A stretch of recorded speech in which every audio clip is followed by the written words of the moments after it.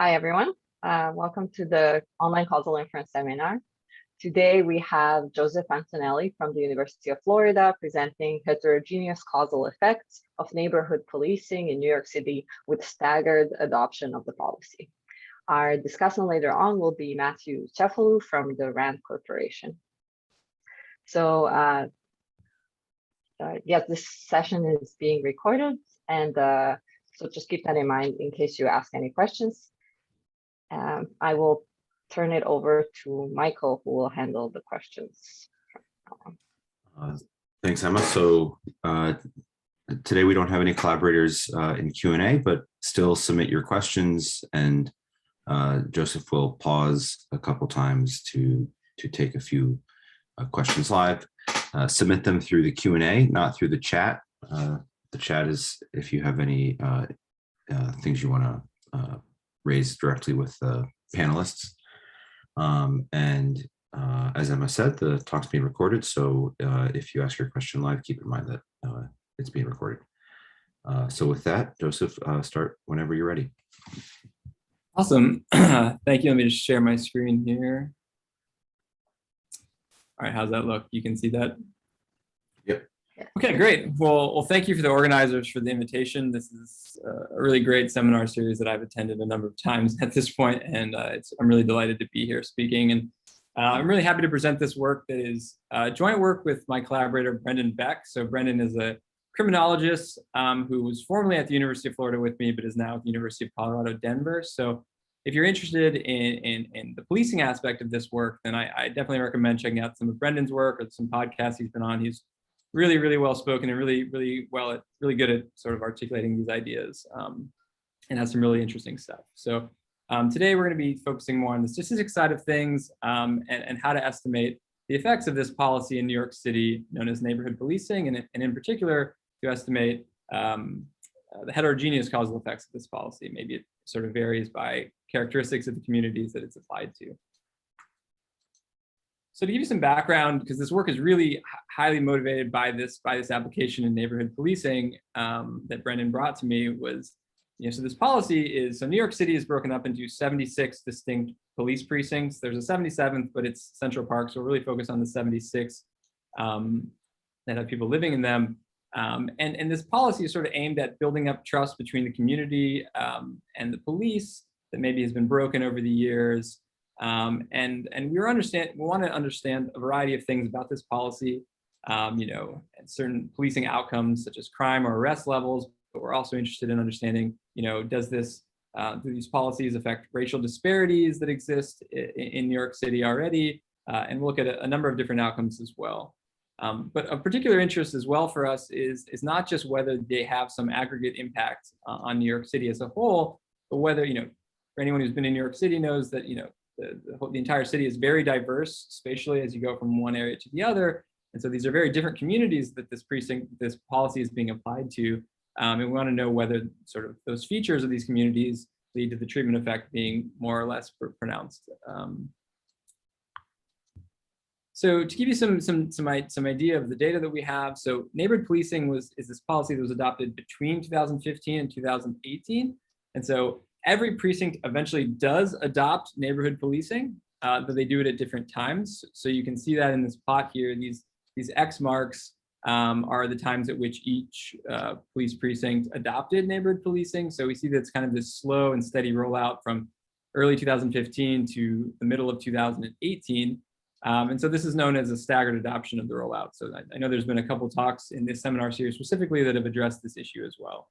And so what we have, I think one thing that's unique about our data is that we observe a really large amount of pre-treatment time periods, which we're going to leverage in certain ways. So what you see here in this plot is the light gray lines are the individual precincts outcome data over time, and the solid black line is just the citywide average. But we're looking at monthly data, so we have a lot of time points before 2015 when this policy started being rolled out. So I'm not going to spend a lot of time on sort of the existing literature. I think a lot of people are familiar with it, but there's a rich literature on panel data, causal inference and time series settings, whether it be difference in difference designs, synthetic controls, or interrupted time series. I know we've seen some really nice extensions of that work in this seminar series as well. There's been combinations of these approaches that maybe lead to doubly robust estimators. So there's a sort of rich literature there. Our specific problem is more interested on heterogeneous treatment effects, which I think most of these tend to focus more on marginal treatment effects. And there's a couple other small little intricacies about our data that I think required some specifications that we're going to try to address. And so I single out this last approach, though, at the bottom, which was called Causal Impact. It was by this paper in Brodersen et al. In 2015, which only had a single unit, but measured over a long period of time. And essentially, you take the pre-treatment data before the policy is implemented, and then you try to predict what would have happened, had there never been a policy, and compare it to what actually did happen to see what the impact of that policy was. And so I single that one out because we're going to take a sort of similar type of approach here, but we're going to have more than one unit, and we're going to try to get at heterogeneity of the treatment effect. So briefly, so again, all units, all precincts do adopt this policy eventually, and we're going to denote that time by capital T0. So T0I is just the time at which precinct I adopts the treatment. Our outcome data, YIT, is just going to be, we have a number of outcomes that we're going to look at, but it's going to be the outcome for unit I at time T. So the potential outcomes in this setting, we're going to denote by the time at which you adopt treatment. We don't really have a treated and control group. Everyone is eventually treated. We're going to denote the potential outcomes by the time at which you get treated. So here, YIT of T0 is the potential outcome for unit I at time T, had they initiated this treatment or this policy at time T0. And so accordingly, what we're going to need for some of the estimands that we're interested in is understanding what would have happened had there never been a policy. And so we're going to denote denote this with this potential outcome using time period being infinity, being sort of the potential outcome had there never been a policy implemented. Right. Oops. Okay. So to start out, we're going to sort of build up to the estimands that were really of interest for us, but we're going to start out with an individual treatment effect, which we're going to use to sort of actually define the estimands that we're going to try to estimate. So I apologize for the notation. I know there are 3 subscripts here, but I'll explain through that. So we have this delta I, T, and T0. This is just the treatment effect for unit I at time T, had they been exposed, had they started treatment at time T0. So we're going to define that to be the difference in 2 potential outcomes. One is just the potential outcome at that time, had they initiated treatment at T0, versus what would have happened had they never initiated treatment at all, right? So typically we're going to be thinking of T0 being less than T. So we're looking at, all right, so given that the treatment was applied sometime in the past, what is the difference I'm experiencing because of that treatment versus had I never been exposed to it? Okay. So from this, we're going to define now sort of sample average treatment effect that we're going to try to estimate. So this is going to be one of the sort of key marginal estimand that we focus on, and then we're going to also try to estimate heterogeneity of the treatment effect as well. But I define this by delta Q, which has the interpretation of being the sort of sample average treatment effect Q time points after treatment initiation. And so it's just a sample average of these delta I's, but with a particular time period chosen. So note that I've used this capital T0I, which is the observed treatment time, the time that unit adopted policy. And we're looking at the treatment effect Q time points into the future. So if I split this delta, this individual treatment effect up into its 2 parts, you can sort of see what this treatment effect is and what the fundamental problem that we have to address is to estimate this quantity. So the first of these 2 quantities is fully observed. So we have this, essentially it's just the potential outcome Q time points after treatment initiation at the observed treatment initiation time. So under a consistency assumption, which I'll talk about in a second, which is pretty mild, this is a fully observed quantity, first of these 2 things. The second one is what would have happened Q time points after treatment initiation had there never been the policy implemented. And that's observed for 0 of our units. We don't ever observe that, and so we need to learn that somehow. And think about under what conditions we can learn that. So this estimand is maybe a little bit different than what we're used to seeing, that it has this random variable capital T0 in it, right? And this is the start time for that particular precinct. And the reason why we focus on this estimand, the main reason is essentially when Brenden came to me with this problem, and he told me what he wanted to infer from the data. This is exactly what he wanted to infer. Basically, this estimate is looking at, so New York City implemented this policy in this kind of strange rolled out way with the staggered adoption, but he wanted to know what the impact of that policy was, right? What changes in arrests or crime occurred due to that policy as it was laid out. So what we're going to try to do is, we got to observe what happened under the policy, and we're going to try to infer what would have happened had it never existed, had Mayor Bill de Blasio not actually gone through with this really sweeping policy that was citywide. We're not going to focus too much on this, but you can also look at cumulative impacts over time. So the previous estimate was just the effect at one particular time point, which we might look at to see how the treatment effect kind of varies over time. Maybe there's a waning effect over time of its effectiveness, or maybe there's a lag period before it really kicks in. But you can also look at cumulative impacts just by summing up this estimate over time, but we're not going to talk too much about that. I think of more interest to us here is whether this effect is heterogeneous, right? So does neighborhood policing affect certain communities more than others, right? So for instance, there's a well-known racial disparity in arrests that already exists in New York City. We want to understand, maybe does it exacerbate those already existing biases? Maybe it improves them. We want to understand whether certain communities, though, are affected more so than others. So what we're going to try to learn, we're going to essentially assume a model for these treatment effects. We're going to assume that they follow this function f. Right? So I'm not specifying anything about that function now, just that it's a function of covariates specific to the precinct at which the precinct is, the policy is implemented.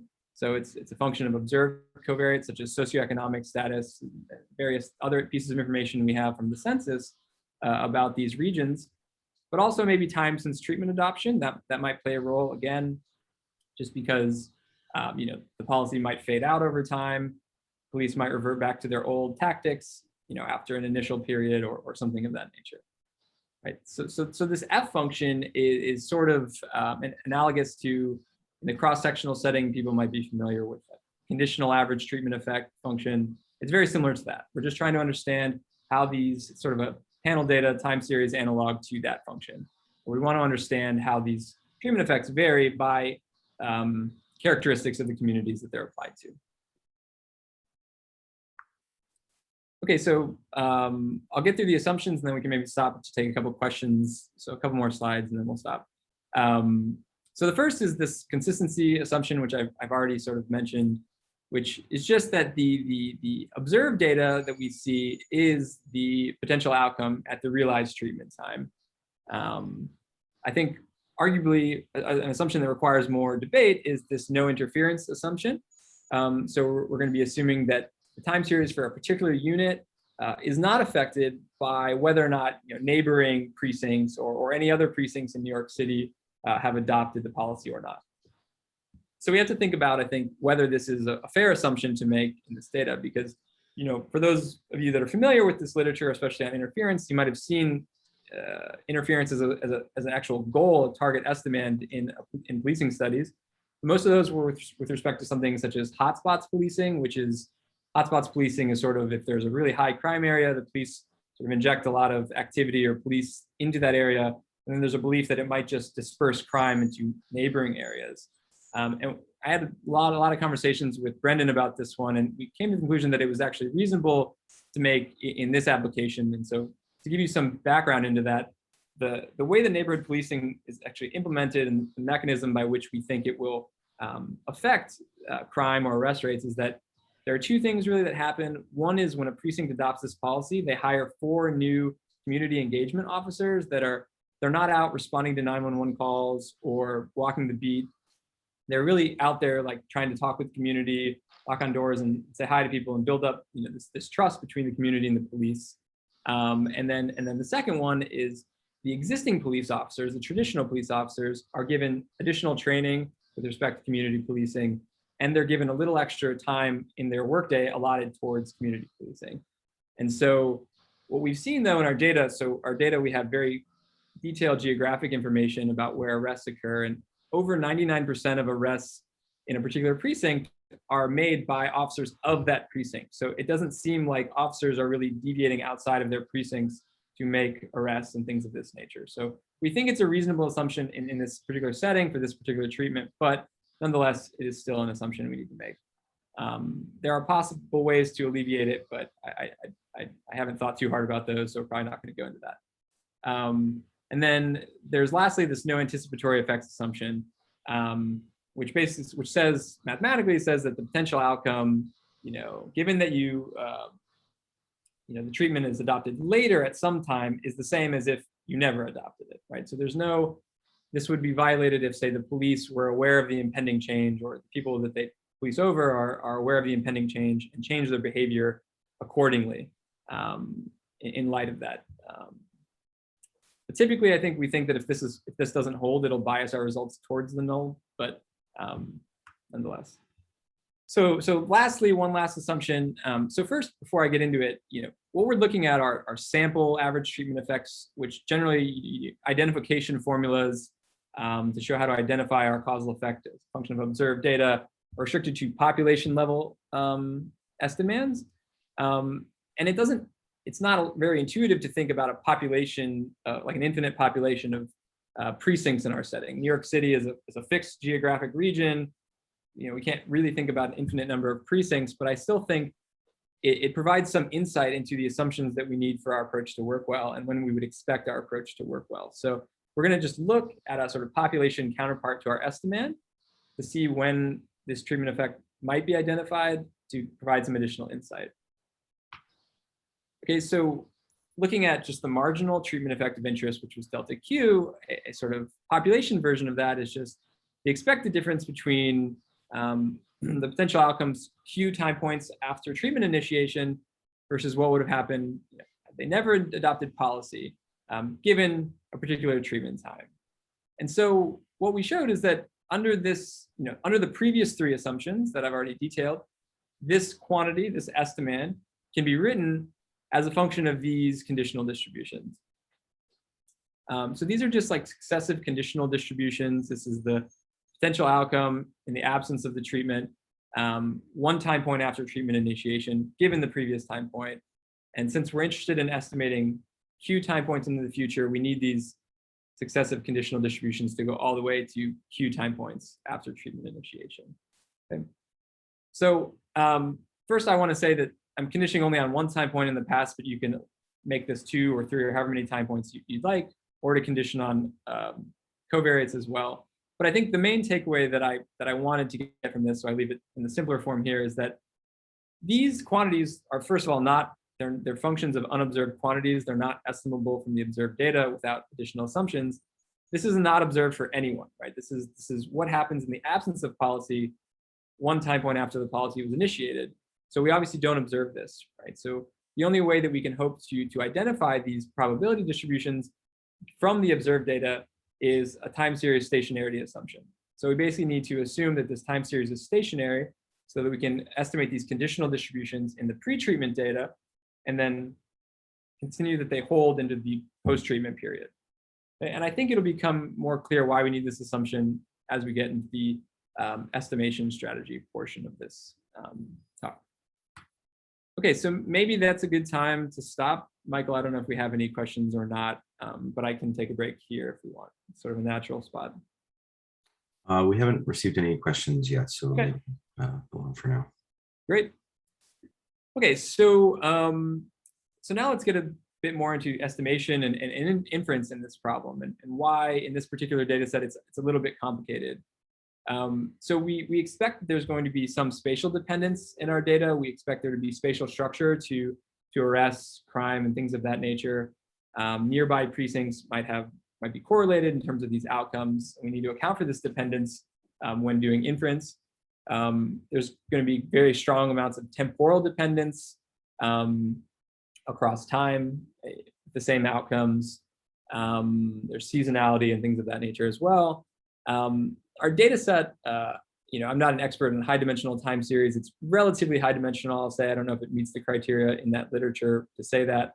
But we have 76 precincts and 156 time points. So we're trying to learn this sort of joint distribution of these 76 precincts kind of developing over time. And we don't have a lot of data to do that. So we're going to have to induce sparsity or induce shrinkage in certain ways. In addition, we don't just want to estimate average treatment effects. We want to allow for the treatment effect to be heterogeneous. So we need to think about how we can do that and still account for, when we do inference, account for all these different dependencies.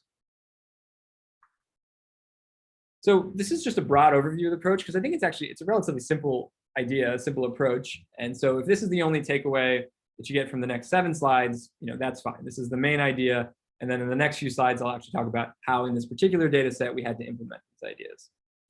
So all we're going to do is take all of the pre-treatment data. So basically cut off any data after the treatment has been applied, right? So we have different amounts of data then for each precinct, right? Because each precinct has different amounts of pre-treatment time periods, right? But we're going to take all of that pre-treatment data that we have, right? And we're going to build a model for this time series. We're going to build a model for this outcome that we're looking at.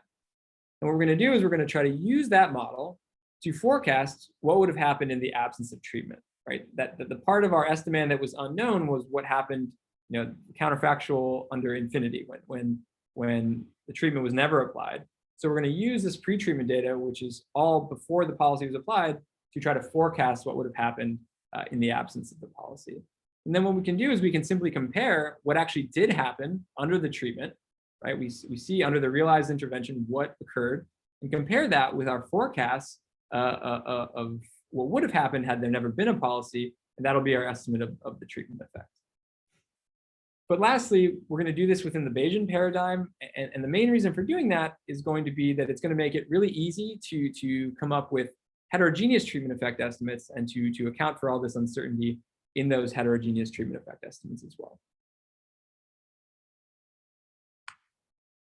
Okay, so here's just a really simple toy illustration where if we had one precinct or one unit, essentially what we're doing, just to sort of visualize this, right? So the black line is sort of our data over time, and at time point 70 here, the treatment is applied, right? And then the observed data becomes the red line, which is kind of like the post-policy data, right? And here in this example, there's a clear treatment effect, right?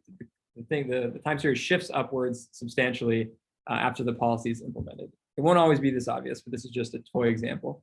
And what we try to do, though, is we use this pre-policy data only, so the time periods 1 through 70, right? And then we forecast in the future what would have happened had there never been this policy, and we can compare that red line to this dotted black line as our treatment effect estimate. And the uncertainty in that estimate is fully captured by our posterior distribution of this forecast, right? Because the red line is fully known, right? There's no uncertainty in that. The only uncertainty comes from this forecast. So we need to fit a sort of high dimensional time series model to this data. So I will say beforehand that this is just one such model that we first tried, and it seemed to work well on our data. And I'll explain how I think that it worked well in our data in a little bit. But this is by no means a requirement. Any sort of high dimensional time series model you can use to make forecasts would apply directly, right? So this is just one such model, right? So this is a vector autoregressive time series model where we have some subject specific time trends that include an intercept, account for any sort of non-time varying characteristics of each precinct. We have this sort of you call it the temporal term here allows for correlation across time. The autoregressive term, sorry, that's the word I was looking for. So that allows for the sort of vector of data at the previous time point to be correlated with the current time point. And that's dictated by this A matrix here. So this is some unknown parameters that we need to estimate. This is an n by n matrix where n is our number of precincts, right? That sort of dictates how the previous time point's residuals affect the current time point. So this temporal dependence can be within a particular precinct, but also across precincts as well. And then lastly, we have this error term. The big thing about this error term is that we're assuming its covariance matrix is, we're not assuming independence between precincts. We're allowing them to be correlated. We're going to put some structure on that in a second, but we allow their correlation to be given by this covariance matrix sigma. Okay, so right now, this problem, if I just tried to estimate this model with no further restrictions or structure, we wouldn't be able to do that. We don't have sufficient data to do that, right? Because A here has n squared parameters. Remember, n is 76 in this case, so that's a rather large number. And then the covariance matrix has a similar order in terms of the number of unknown parameters that we have to estimate. So there are a number of ways that one could address this. So one is, there are papers out there in the high dimensional time series literature for inducing sparsity in these parameters, right? So you can put shrinkage prior distributions on these. You can put spike and slab prior distributions, the kind of things that reduce the parameter space substantially. So any of that could apply here. What we did though is we felt like we had some sort of domain knowledge here. We're going to use this spatial information from New York City to put some structure on this first before we do any sort of things like that. And so in particular, in terms of the A matrix, we're going to assume that every element of the A matrix is 0 unless those precincts are bordering. So basically, we're only going to allow there to be temporal dependence across time among neighboring precincts, right? We're hoping that that sort of captures any sort of temporal dependencies. And a similar strategy will be taken for this covariance matrix sigma. So if we let omega be the inverse of this covariance matrix, so omega is the precision matrix, right? So we know that if the ij element of omega is equal to 0, that would imply that those two particular precincts are conditionally independent given the other precincts, right? It doesn't mean that they're marginally independent, but they're conditionally independent given the others. So what we're going to do is we're going to enforce sparsity in the precision matrix such that the elements of the precision matrix are 0 unless these two precincts are bordering each other. So basically, we're going to say that a particular precinct is only conditionally dependent with another precinct if they're bordering, right? And so you could relax this to accommodate other notions of bordering. You could go to second degree neighbors, et cetera. So this could be relaxed a little bit, but that's what we're going to do here. And again, we're going to evaluate how well this works on the actual data in a little bit. So the main idea, though, is whatever your thoughts are about this particular model, once you have a sort of a model that can provide forecasts, provide a posterior distribution of what would have happened in the absence of the policy, then we're sort of set to go forward. And so our goal is essentially just to obtain the posterior distribution of these unknown counterfactuals in the absence of the policy. So I'm just denoting that generically with y of infinity here. This is just like a big vector of all those unknown counterfactuals that we want to estimate. Right? And once we have that, though, we immediately have estimates of the individual and time-specific treatment effects, right? So the posterior distribution, again, I'm just sort of loosely denoting delta here to be all of the treatment effects that we're interested in, but the posterior distribution of that is simply the posterior distribution of the observed data after the treatment initiation minus our forecast of what happened. Right, so I told you that we're simply going to take the difference between what did occur and then our forecast of what would have happened, right? And again, the uncertainty, there's no uncertainty in this data that happened after initiation under policy because we fully observe that. The uncertainty in these treatment effects is fully accounted for by the posterior distribution of this quantity here, the unknown counterfactual in the absence of policy. Okay. And so the last thing is I mentioned that we were really interested in heterogeneous treatment effects. And so we want to estimate this heterogeneous treatment effect function f, right? So f is, again, relates how the observed covariates or maybe time since treatment adoption relates to the magnitude of the treatment effect. So what we're going to do is we're going to say, all right, well, I have this posterior distribution of these individual treatment effects. So for every posterior draw of this posterior distribution I get. So we can denote that with delta B. So I have an MC-MC algorithm and I get a posterior draw of these individual treatment effect estimates. But for every posterior draw, I can regress these individual and time-specific treatment effect estimates against whatever it is that I want to understand the heterogeneity by. So in this case, it's this xi, which is the observed covariates for the precincts and maybe time since treatment adoption, right? And so this model, I'm basically first sort of predicting what the individual treatment effects are, and then I'm regressing them against these covariates that I want to understand heterogeneity by, right? And you can use any sort of models you want for this sort of second stage model. We're just going to stick to linear regression for this talk, but we've tried other things and they work reasonably well as well. But what's great about this, and this is why I think it was nice to do it within the Bayesian paradigm, was that our uncertainty in this second stage is fully accounted for by our posterior distribution of the individual treatment effects, right? So once I have posterior draws of delta B, I can immediately get posterior draws of this, essentially this heterogeneous treatment effect function, right? Because the uncertainty is fully captured by this posterior distribution in delta B. Okay, and so I see we have a question, but I have a couple more slides and then we have a good breaking point, I think. So I've been talking about how we want to evaluate how well this does or whether our model does well. And in particular, I think there are a couple key ideas that our approach relies on.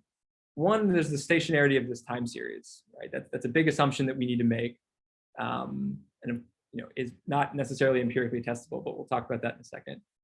But we're also relying on this model being a reasonable model, right? So we want it to be good at predicting what would have happened had there never been a policy, but we also want it to account for temporal and spatial dependencies, right? So we want to evaluate how our model does on the actual New York City data itself with respect to these two really crucial aspects of our procedure, right? And so what we're going to do is we're going to use a form of simulation, but we're not really going to be simulating new data on the New York City data to try and evaluate whether these two things are reasonable in our study and whether we can trust the results that we get ultimately in our final data analysis, right? And this is where having a lot of pre-treatment data becomes very useful, right? So essentially what we're going to do is for every precinct, there's an actual start time, right? But we're going to randomly assign a new start time, which is before that true start time, right? So I've sort of visualized it here with this really simple plot where, again, the real start time is T0 is at time 70. But then for the sake of the simulation, we'll randomly say that it's time like 48, right? This T star that you see there, right? And I treat that as sort of the time at which the treatment was implemented, right? And then the remaining data after that time point is, because we know it's before the actual treatment time, it is data that is under the potential outcome where the treatment hasn't been applied yet, right? And I can shift this red line is essentially a shift. That's the magnitude of the causal effect. And then I can sort of treat this like my observed data, right? So I have my red line, which is my observed data after treatment initiation. And then I use just data before time, say 48 in this case, to forecast what would have happened in the future. But in this case, I know what would have happened in the future, right? Because I actually have observed this black line as well. I'm just pretending that I don't, right? And so I can make this shift. Right now, this shift, this treatment effect is just a constant shift over time. But you can make this as complicated as you want. It can be changing over time. It can be a function of covariates or anything of that nature. So the important thing is that we know the ground truth. We know the magnitude of the causal effect. But the other important thing is that we haven't controlled the data generating process at all, right? So I haven't simulated any data from a model that, whether we like to admit it or not, whenever we simulate data, it's always probably subconscious, but it probably is favorable toward our approach in some way, right? But this is, at least, I didn't generate this data. It's from the New York City data itself. And so if the data is not stationary, or my model is a terrible model for this data, right, then I should see really poor results using a simulation study like this. And it's not, sort of unique to any simulation design that I constructed. It's on the actual New York City data itself. So we're going to run a simulation like this, see how well it does with things that we care about, and then see how we do. So I'll just briefly summarize these. This is for one outcome of interest. This is for misdemeanor arrest, but we did this for sort of all of the outcomes that we're going to study today and found reasonable results. So this is just for marginal treatment effect estimates, that delta Q. And we find, so the left plot is just our estimates minus the true value. So we want them to be centered around 0, which they seem to be relatively unbiased. More importantly, because we're talking about accounting for temporal and spatial dependencies, does our model capture those? We seem to get close to 95% coverage of these estimates, which is what we were hoping for. What we do see, and you can start to see it on the right figure, is that, so the x-axis is time. So the farther in time we get to try to estimate the causal effect, it gets harder and harder, right? Because I'm forecasting farther into the future, right? And my forecasts are going to become less reliable. So our coverage starts to dip as you get to 8, 9 time points. And then if I were to go really far in the future, it would start to do much worse. But it seems like for at least 10 time points, we're doing reasonably well on this data. And so we'll restrict to those time periods. So it seems all great. For heterogeneous treatment effect estimation, it was a little bit more problematic in the New York City data as well. And this was true for a number of the outcomes, though not all of them. So I haven't really specifically shown you a specific estimand that I'm interested in for the heterogeneous treatment effects, but essentially this is looking at if I assume that F function, my heterogeneous treatment effect function, is linear in the covariates. This is me trying to recover the true value of those linear regression parameters. You can think of it that way. And we see that for some of the covariates, some of the parameters of interest, we get really good coverage, close to 95%, but we see also a couple of them do much more poorly, much worse. So, around 60%, 50% for covariates 5 and 8. And what we found is that heterogeneous treatment effect estimates just seem to be a little bit more sensitive to, a particularly bad prediction for one precinct. And so what we found was that if we restrict, instead of looking 10 time points in the future, we just look a few, such as 3 time points, those coverages shoot back up to a much more reasonable level that's closer to the 95% we want. So we're going to restrict the number of time periods we look at for treatment effect heterogeneity. Okay, so I think we're about to analyze the New York City data, so we can stop, Michael, if we have any questions now. Sure, yeah, we have one question from an anonymous attendee. It reads, have you considered other specifications of the VAR model, such as vector error correction or even factor augmented models? That's a great question. I've explored a couple of simpler models, but I haven't explored those ones that were listed. I sort of just built up the complexity of the model until I got to something that gave me the results that were on the last couple of slides that showed that they worked reasonably well on the New York City data. But I do want to emphasize that I think that the choice of model is not really the point of what I'm getting at. You can use any model that you find to be a good model. And there are a number of more complex models that could maybe capture more complex time relationships than the model that I've assumed. So this is by no means my favorite model or the best model for this problem. It just seems to do reasonably well in this case. Great, thanks. Yep. Okay, so now I think for the most interesting part of the talk, which is the actual analysis of the New York City data itself, where I think we found some somewhat interesting findings. So we're going to look at 4 outcomes of interest, and we're going to really highlight one of them where we really see a strong effect.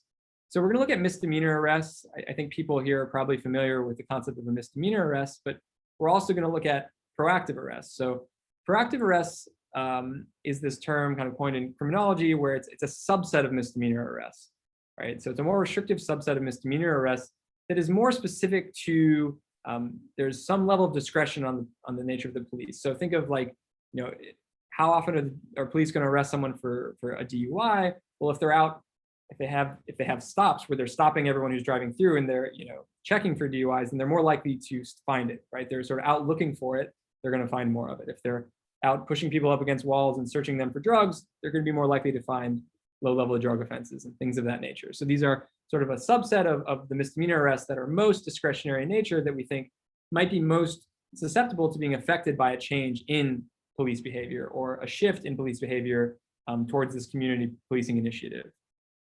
I think one of the really big, if you read any of the press releases from like the mayor about this policy, is that all they say is it's going to reduce violent crime. It's going to reduce violent crime. It's going to be great for our city because it's going to reduce crime. And we wanted to evaluate whether that was actually true or not. And lastly, there's already a large racial disparity in arrest rates in New York City, and we wanted to see whether that gets exacerbated or whether it's actually improved because of these improved relationships between the community and the police. Right. And so in addition to that, we're going to look at a number of covariates to understand heterogeneity by, and so these are precinct level pieces of information that we get from the US Census, basically a number of different features about the precincts, about the people that live there, education level, various socioeconomic variables and things of that nature. Okay, so first, let's look at the treatment effect on misdemeanor arrests. So I'm going to focus more on the left of these 2 plots. So throughout the next few slides. So this is a marginal estimate. This is the sample average treatment effect as a function of time. So looking at one time point, like the first time point that the policy was implemented, all the way out to the 10th time point. And we see that there seems to be a reduction in misdemeanor arrests. This is something that is plausible given that neighborhood policing sort of de-emphasizes arrests as a measure of police quality, as a measure by which to measure police officers' performance. And so we see a rather substantial reduction in misdemeanor arrests. It's statistically significant for, in the sense that the 95% credible interval doesn't cover zero for the first few time periods. The right plot is just the cumulative estimate, so it's just kind of summing up the cumulative effect of this policy over time. So that's just summing up these time-specific treatment effect estimates. So we're going to look at proactive arrests now, which is the subset of misdemeanor arrests where we feel like most prone to being affected by this policy. And we see a huge effect on proactive arrests.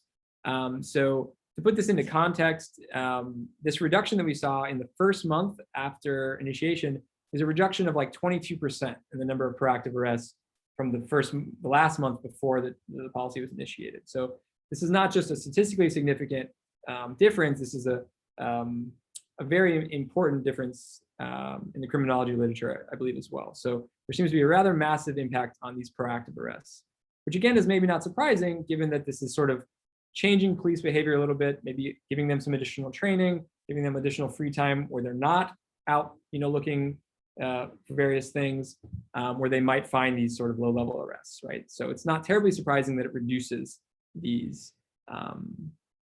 But we weren't sure because it also could, this policy is going to increase police community contact, which could lead to more discretionary arrests if they are more likely to see a particular crime. But that doesn't seem to be occurring here, or at least it's outweighed by the other avenue that's reducing these arrests. So even though it was the stated goal of the policy, it does not seem to reduce violent crime in any meaningful way. So there's a very slight reduction in violent crimes, but as you can see, it's very much not statistically significant.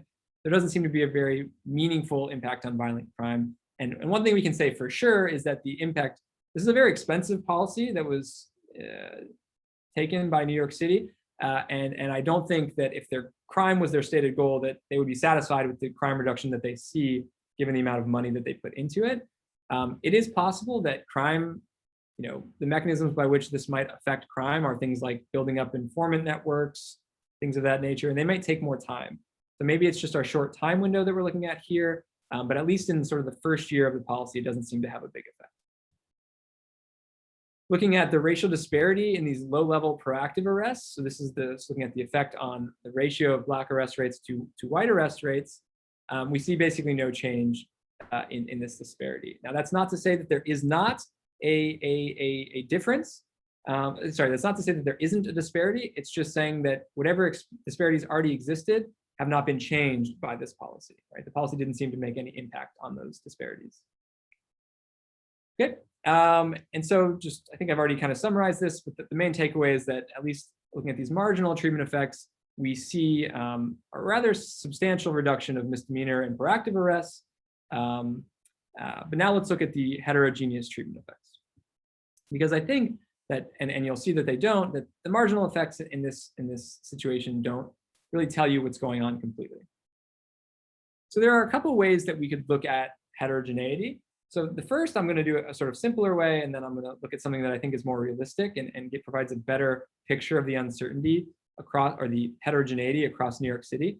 So below are basically, if I assume that this heterogeneous treatment effect function is a linear model in these covariates, right? And then I can estimate these unknown parameters to see whether these features of the communities lead to bigger or smaller treatment effects in a particular precinct, right? And what we see is that, don't try to read all these lines here, I'll just briefly say what we see, is that we don't see much going on here. There does seem to be an effect maybe of unemployment on low-level arrest rates, as well as the percentage of foreign-born individuals in a precinct. And the unemployment one kind of makes some sense, as if people are unemployed, they're not at their job, they might be more likely to be susceptible to being arrested for one of these low-level offenses. And since this policy seems to have an impact on those, it's going to have a bigger impact on these places with higher levels of unemployment. But I think this doesn't tell the whole picture. I think, one covariate at a time, which is sort of what this is looking at, is not realistic to what's happening in New York City or describing a particular precinct or a community, right? I mean, it's hard to imagine changing one covariate, but not the other, right? So I say unemployment levels and income here, right? If unemployment goes up, it's hard to imagine that income of the individuals wouldn't change as well, right? These are all kind of inherently correlated, these covariates. And so what we really ultimately want to understand is whether different types of communities in New York City experience this policy differently, right? And so what we're going to do is we're going to do like a k-means clustering algorithm on our precincts in New York City. We're going to get 5 clusters of precincts, right? And for each cluster, we're essentially going to try to estimate the treatment effect in that particular cluster using this F function, right? I think this is a more honest assessment of the uncertainty of the heterogeneity, excuse me, in this particular example, and we'll see why here. So first off, just before we look at the treatment effect estimates, just looking at what the clustering algorithm did, just looking at this plot, right? I didn't provide any geographical or spatial information into the clustering algorithm, but there's a clear spatial structure to these clusters, right? Like the golden one is this yellowish gold is Manhattan, right? And sort of all of Manhattan is in the same cluster. But that's just because there's a very strong spatial structure to the covariates that we have, right? Nearby precincts tend to have similar levels of unemployment, income, racial breakdowns, and things of that nature. But what we see is really interesting is that the treatment effect in sort of, and actually my collaborator Brenden did his PhD in New York, so he's very familiar with this area more so than I am. That really the treatment effect was really negative. So there's a big reduction in proactive arrest. So this is looking at proactive arrest. There's a really big reduction in proactive arrest in sort of lower income communities or working class communities with higher proportions of minorities. So we see really pronounced treatment effects in those settings. So you can see that in cluster 1, 3, and 5, particularly in cluster 5. You see these really pronounced negative treatment effects. And these are good things, generally speaking. I think these are reducing these low-level arrests that can really harm someone's life. These are not violent criminals. So I think this is a good impact of the policy, a general positive finding. What we see is for the other 2 precincts, such as Manhattan or the one in Staten Island and some of the outlying borough precincts on the east, that there's no treatment effect whatsoever, essentially, in those precincts. So they're basically unaffected, at least with respect to proactive arrests from this policy. Okay, so just to wrap up, we present this approach where we try to estimate the overall effect of a precinct level or a community level policy when all of the units in your data do adopt treatment, but at potentially different times, right? And so we really focus on this approach where you have a lot of pre-treatment data where you can do this sort of empirical validation to see how you do in the pre-treatment period. And our approach sort of relies on having that pre-treatment data because we fit this time series model to that data. And by doing this within the Bayesian paradigm, we were able to sort of account for the uncertainty in both these sample average treatment effects, but also these heterogeneous treatment effects pretty naturally without any additional effort. And so, I think, what I was really happy with was that these simulations on these sort of observed New York City data seem to indicate that this model that we used and stationarity assumptions seem to be reasonable in this setting. I think it's an important distinction. This stationarity assumption is really crucial. It's a little bit different than what people commonly might see like a no unmeasured confounding assumption. And I think our discussant is going to talk more about this distinction, so I won't dwell too much on it. But I think, regardless of what assumption you think is more reasonable, what I really like about the stationarity assumption is that although you can, of course, not empirically formally test it because it's in the time periods that we don't observe, you can start to get an idea in the pre-treatment period of whether it's a reasonable assumption or not. So if you apply your data to these pre-treatment periods and you see that your model's doing terribly, you're getting biased estimates of treatment effects, then you probably wouldn't have any trust in your results on the actual time periods of interest. But if you do find good findings, as we did, then you can feel more confident that on the actual data set that you're analyzing, you have a little bit more faith in your results. So if you want to look at the paper, it's on this archive link here, and I think it's also posted on the website. So here's some references, and thanks everybody for listening. Thanks, Joseph. So maybe we have time for one quick question. Okay. So this is from Barrett Montgomery. The question is, could you explain a bit more what aspects of these misdemeanors makes them theoretically more susceptible to changes under the new policy? Could you repeat that one more time? What aspects of these? Misdemeanors. why they're more susceptible to the policy than, say, other types of crimes. Yeah. So I think, if you think about arrests for like a very serious crime, like murder or something like that, right? Like murders are going to be reported regardless of what the police are doing, and the police are going to try to find those regardless of kind of whatever policies are being enacted. So any sort of policy like this is not going to affect these more serious crimes, whether they're arrested, whether people are arrested for them, or whether these crimes are occurring or being reported.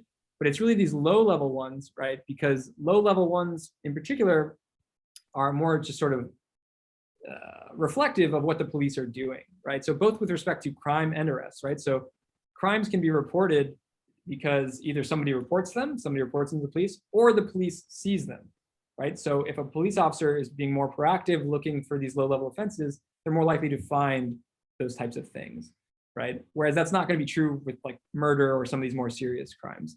And so that's why for the crime outcome we looked at violent crime. We looked at a more serious crime that we think would not be affected by this police discretion, right? These are crimes that would be reported regardless of what the police are doing. But for the arrests, we wanted to look at those ones that are most susceptible to them, to see whether they're sort of changing their behavior. Great, thank you. Great. So then, thank you, Joseph, for a nice talk. We'll move on to the discussion by Matthew Cefalu. I will, you should be able to share your screen now, Matthew. Okay, thank you.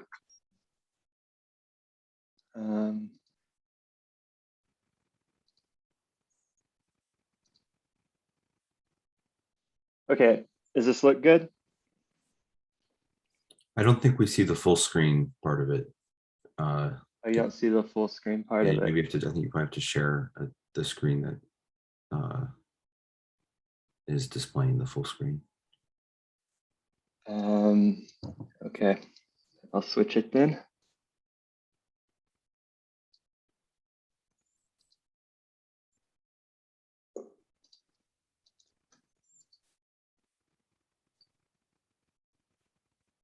Okay, did that work this time? Yep. All right. So, I wanted to take some time to talk about stationarity and no unmeasured confounding.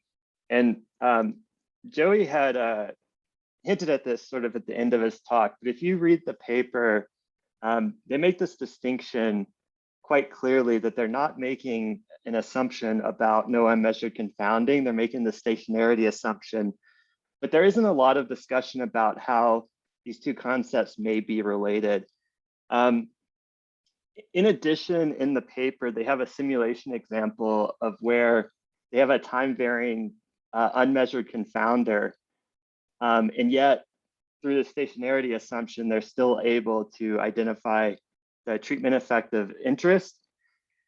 And so for me, reading the paper, while the case study and the implications of it, as Joey discussed, are quite interesting from a statistical perspective, trying to understand how these two sort of competing assumptions that you may be willing to make in this sort of data analysis are related was something that I hadn't necessarily thought a whole lot about before.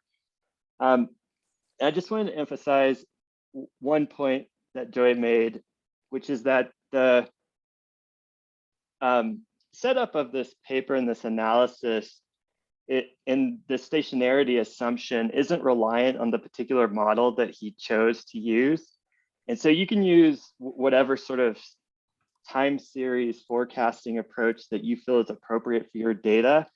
And as long as this assumption about stationarity holds, you're able to identify the treatment effect.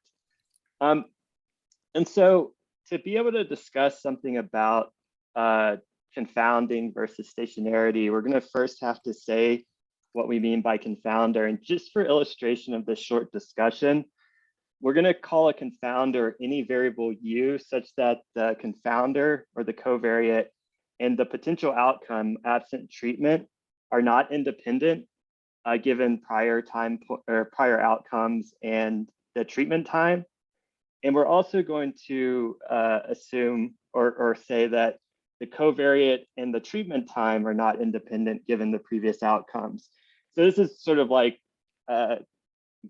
maybe like a heuristic definition of what a confounder might be in this situation, but it's just that the covariates related to the outcome and the covariates related to the treatment time.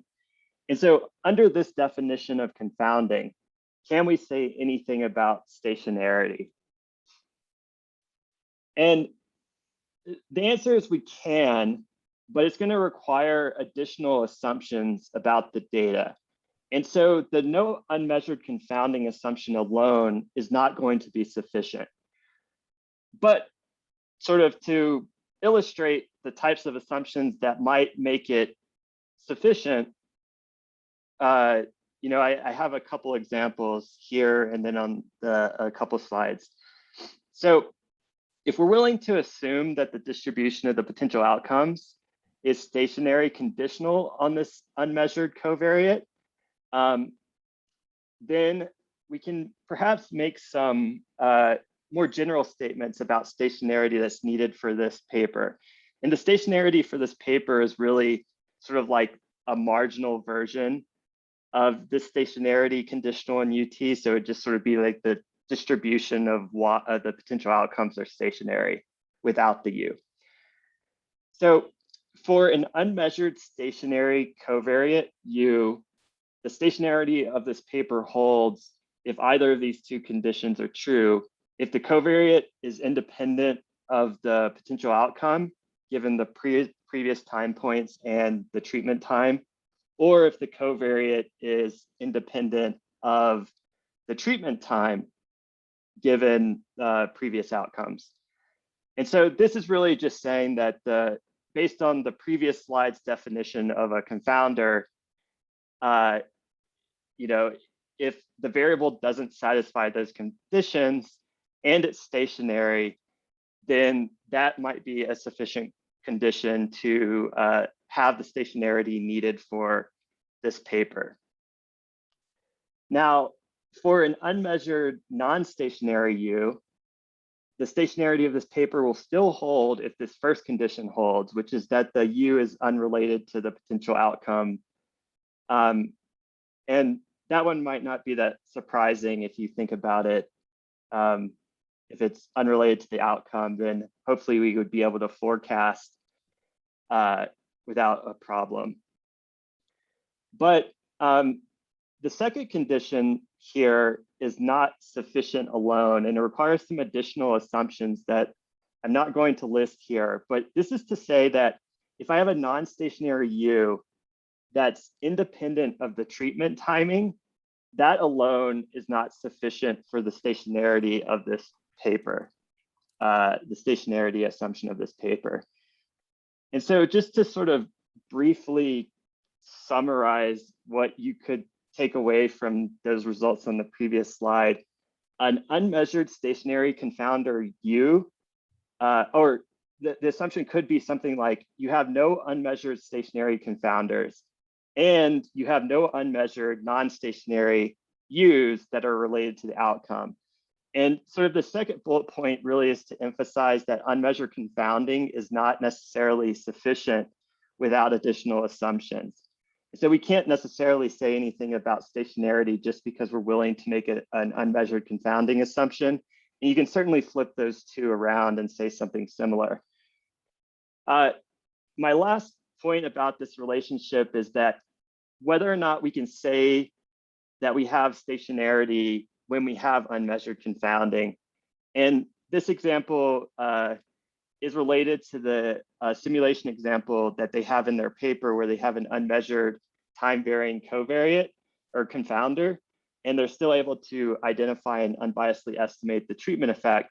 But if you just suppose that you have this particular structure in your model where the outcome's related to some function of this unmeasured U, if that unmeasured U is stationary, then the stationarity of the paper is going to hold without measuring the U at all, which is to say that we can have this unmeasured confounder U, yet the stationarity assumption of this paper still is going to hold. And so you can sort of start to build out some intuition about how these concepts may be related to one another by going through processes like these. But sort of in general, there's not sort of a strict relationship between no unmeasured confounding and stationarity. So you can have no unmeasured confounding, but not have stationarity. And that was my example of having a non-stationary U that's unrelated to the treatment time, yet it would sort of cause stationarity problems. And then unmeasured confounding does not imply non-stationarity. And that was the example I just went through. And these statements can be reversed as well. The examples I provided, I believe you can just flip them around. And so you can say stationarity doesn't imply no unmeasured confounding, and non-stationarity doesn't imply, no unmeasured confounding, or it doesn't imply, unmeasured confounding. And so I sort of wanted to go through this because in the paper, they really emphasize that they're not making this assumption, but to me, it seems like you are making some sort of assumption about the types of unmeasured confounding that might exist in the data. And so I was hoping that to provide like just a little bit of discussion of that. And hopefully, if you're thinking about using this method and you're more used to thinking about unmeasured confounding, it perhaps is a little helpful. Thank you. Thanks, Matthew. So Joseph, maybe just a short answer because we're kind of out of time. Yeah, no, that was great. Thanks, Matt. I should have collaborated with you on this paper because I think that really, this was a hard thing for me to come to terms with, these differences. And I think you did a really nice job sort of illuminating the differences a little bit more formally than we did. But I think your main point is one that I want to emphasize, which is just that, one does not imply the other, in either direction. And so, it's not clear that one assumption is better or more realistic to make in any one particular setting. And I think it's probably hard to have any sort of subject matter expertise that would give you that information. But I think the one main difference that I like to harp on, that I talked a little bit in the talk, was just that no unmeasured confounding, there's really no way for us to, and neither one of them is empirically, you can't test either one of them, but I feel like the no unmeasured confounding, even though it might be an equally plausible assumption, can't really be assessed at all. Whereas the stationarity, if you have only if you have all this pre-treatment data like we had, but if you do have it, you can sort of assess stationarity in that period to get some insight into whether, that's a reasonable assumption for the problem at hand. So that's sort of, I don't necessarily think one is better than the other. I just think that in terms of being plausible, but I like that the stationarity one is, at least to some degree, can be looked at. Great, thank you for your answer. Just 1 second. Okay. Right, so thank you to both Joseph and Matthew for really great talks. So this ends our portion of this online causal inference seminar.